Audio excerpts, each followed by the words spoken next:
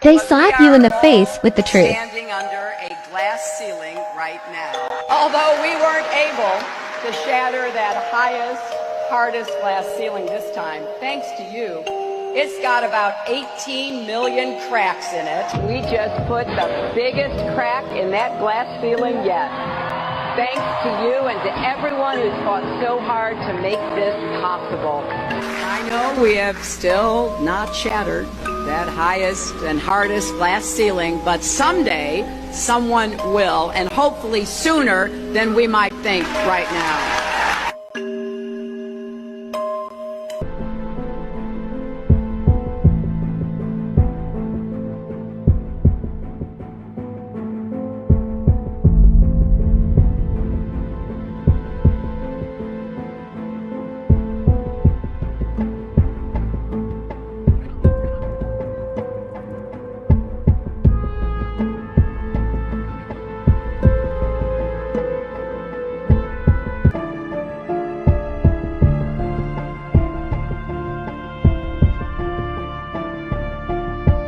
Firmament began. A series of 31 missiles were shot straight up into the sky to test how high humans can actually reach.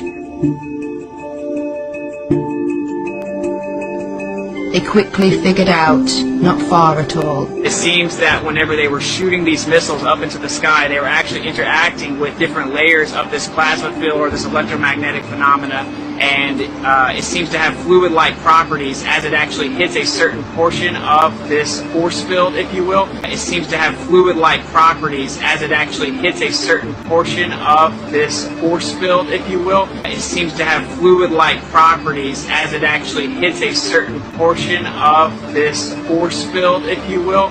It begins to disperse and seek equilibrium based on the impedance of the electromagnetic layers. Why is it when we review this footage that these things are exploding? It looks like they're hitting a barrier. Testing the strength of the firmament, and they weren't able to penetrate it. What's going on there? What is this? In my opinion, I think that they were trying to find a way to possibly get out.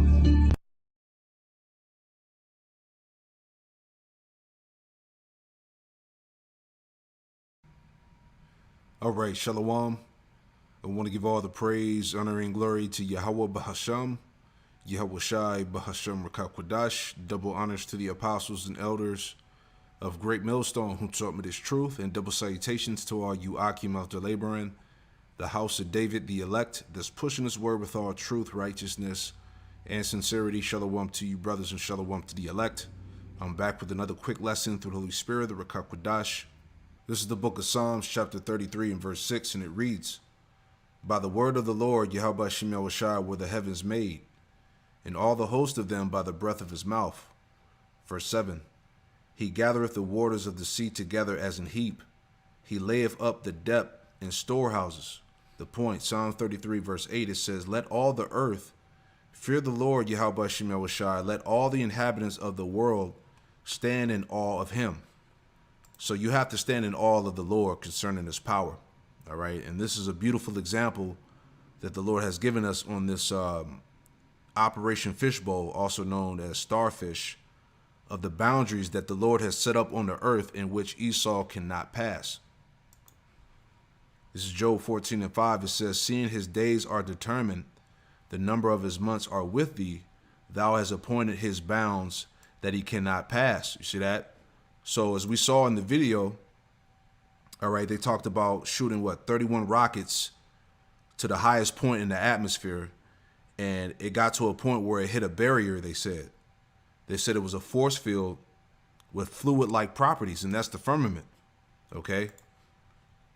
This is Genesis 1 and 6. It says, "And Yahweh Shem Yahushua said, Let there be a firmament in the midst of the waters, and let it divide the waters from the waters." Verse 7, "And Yahweh Shem Yahushua made the firmament and divided the waters which were under the firmament from the waters which were above the firmament, and it was so." All right. So Esau knows this. Okay. He knows that, okay, this is a boundary that he cannot penetrate. He can't pass this because the Lord set up the waters to divide the waters. So you have pretty much the ozone layer, which, you know, divides the Earth from outer space. All right, this is a, as they said, it was likened unto a force field, man. Okay, so Esau, this shows us that Esau hasn't left the Earth, he hasn't gone to the moon, he hasn't went to Mars. All right, he hasn't really even went into space, because he's really only gone into low orbit, which we'll play that video a little later. Okay, so this devil is a straight liar, man. All right, and that's why when I saw the video, you know, like I said, just analyzing the Operation Fishbowl in the spirit, all right, it shows us that, look, these boundaries are real. Okay, even in the ocean, there's only a certain level that Esau can reach before that the pressure from the ocean crushes the vessel. You see, so these are all the boundaries that the Lord has set up, right? Now I want to hit this word for firmament, right? Just to make the point, because this is powerful stuff, man. All right, for this word firmament, it goes into the point here. Definition 2, it says firmament. It says of a vault of heaven, supporting waters above, considered by Hebrews as a solid and supporting waters from above. All right, so Esau, he showed you that in this commercial that he put out a couple years ago. All right, these are those solid waters from above that Esau can't penetrate. That's the barrier, as they said, that the force field that had fluid-like properties, man. Esau knows this. So again, these are the supporting waters, all right, that firmament, that dome, if you will, right? I want to get that in 2 Peter as well. This is 2 Peter 3, and straight to the point. This is 2 Peter 3 and verse 3, and it reads, it says, knowing this first, that there should come in the last days scoffers walking after their own lust, which we see now. Okay, at the end of this thing, we see a high level of incredulity amongst our people concerning the scriptures, the prophecies, you know, the Lord's prophets. Okay, it says, in saying, where is the promise of his coming? For since the fathers fell asleep, all things continue as they were from the beginning of creation. The point. Verse 5, for this they willingly are ignorant of, that by the word of the Most High the heavens were of old, and the earth standing out of the water in the water. All right, again speaking about the and how the Lord, you know, divided the earth from the heavens. All right, when he set up the firmament or whatnot. Okay, it says, verse 6, it says, whereby the world then that was being overflowed with water perished. All right, so going back into the time of Noah. All right, what did the Lord do? He opened up the heavens. Okay, remember, we just read that definition from firmament. All right, it says firmament of a vault of heaven supporting waters above, the supporting waters above the earth, right? Considered by Hebrews as a solid and supporting waters above. So what happened is the Lord, he opened up the heavens. All right, and he allowed the waters from the heavens to pour down on the earth, to flood the earth. All right, this is Genesis 7 and 11, and it reads, it says, in the 600th year of Noah's life, in the 2nd month, in the 17th day of the month, the same day were all the fountains of the great deep broken up, and the windows of heaven were open. You see that? So the Lord opened up those windows of the heaven and allowed those waters to come in. All right, from the skies, from the heavens. It says, and the rain was upon the earth 40 days and 40 nights, and this is the flood. This is how the Lord flooded the earth with those waters. All right, by opening the windows upon heaven. All right, so again, Esau, he knows. Let me go back to that. All right, Esau, he knows what it is. Okay, the waters above the firmament. Okay, you know, the sky, the ozone layer, and then you have the waters above that the boundary. Okay. Here we go. So yeah, they know. You know, this was a bad little commercial that came out some years ago, right? But let's finish it out with the video clip that I posted before from NASA, showing you that they never left the Earth. Let's go to that.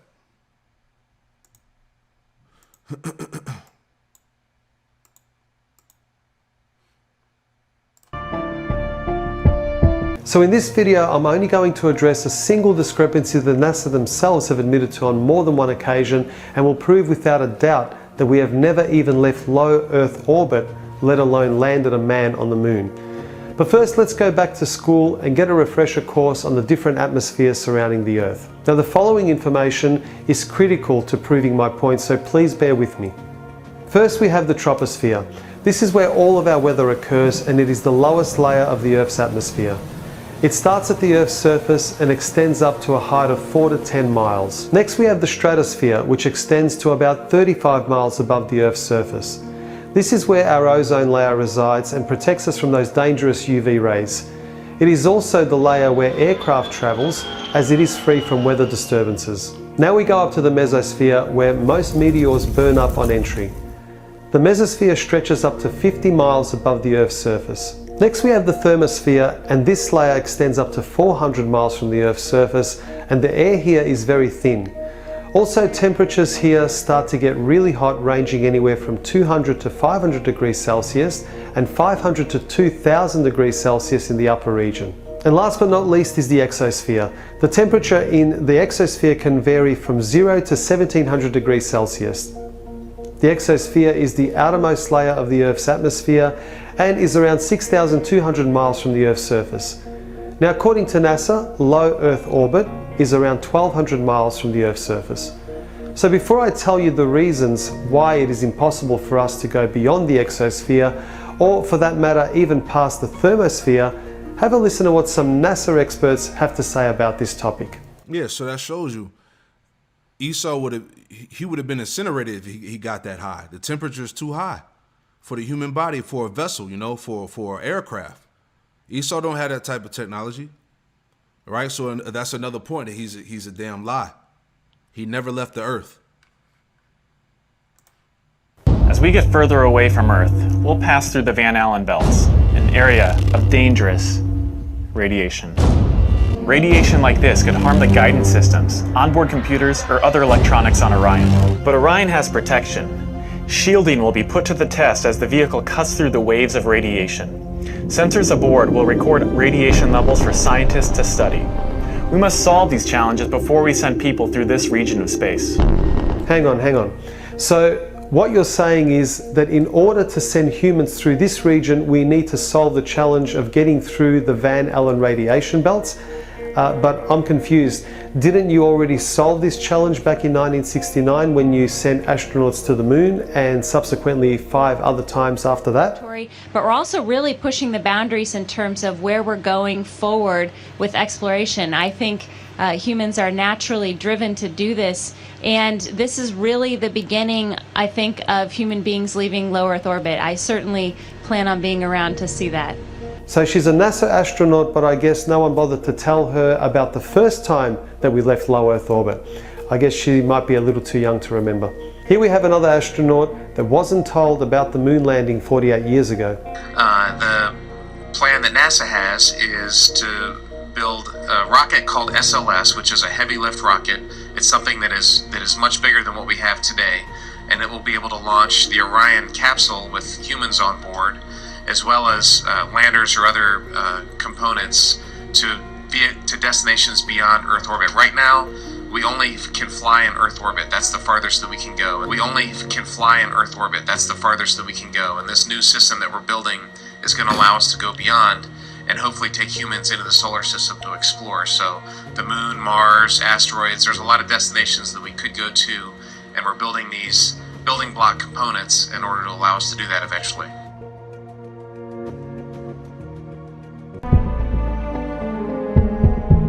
There you go. So Esau's ass hasn't been nowhere. All right. This is the book of Obadiah. Obadiah 1 and 6, and it reads, it says, "How are the things of Esau searched out? How are his hidden things sought up?" Shalom.